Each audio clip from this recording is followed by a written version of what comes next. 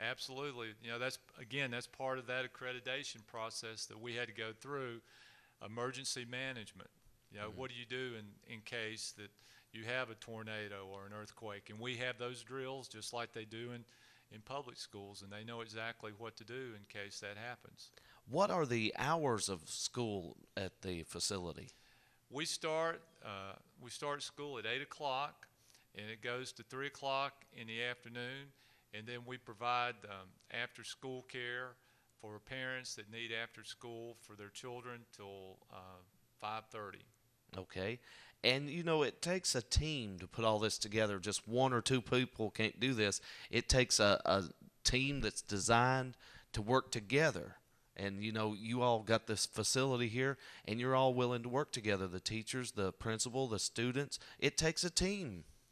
Well, it does. It's amazing because number one, I go back to Corinth. Corinth has been gracious enough to allow us to use their building, Hmm. but in doing so, that means we have to share some classrooms with them. Their Sunday school classes are our classrooms. Mm. And so, on a weekly basis, our teachers have to go up and they have to convert the Sunday school class into their classrooms. And then on Friday, they do the same thing, tear down the classrooms, make it back into the Sunday school class for Corinth on Sunday.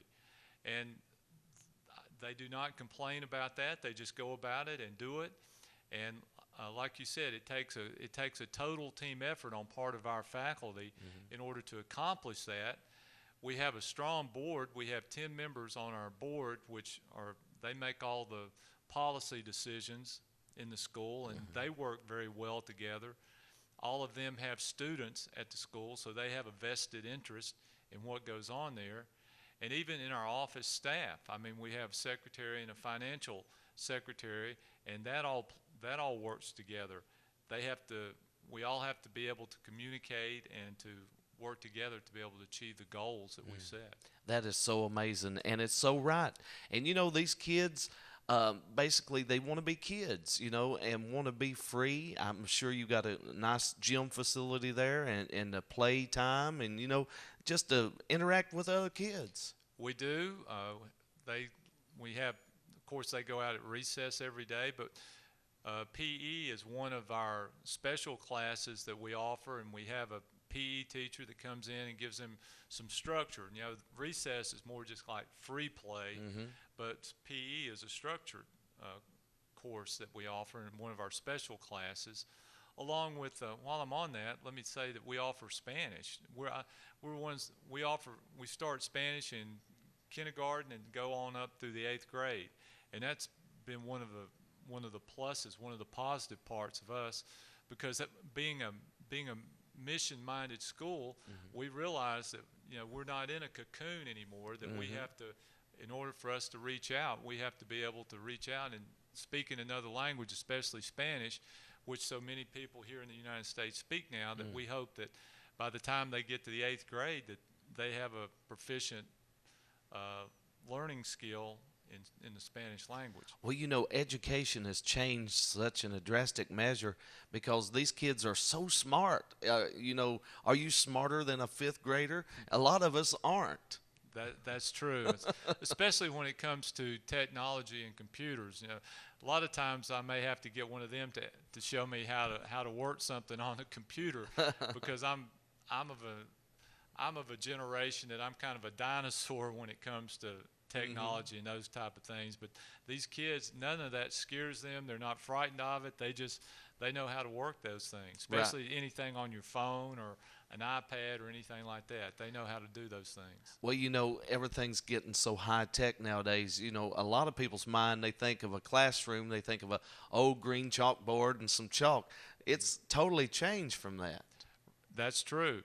And our teachers, we try to incorporate as much technology as we can. Now, we're limited by our funding Hmm. somewhat, but our teachers do a tremendous job of using.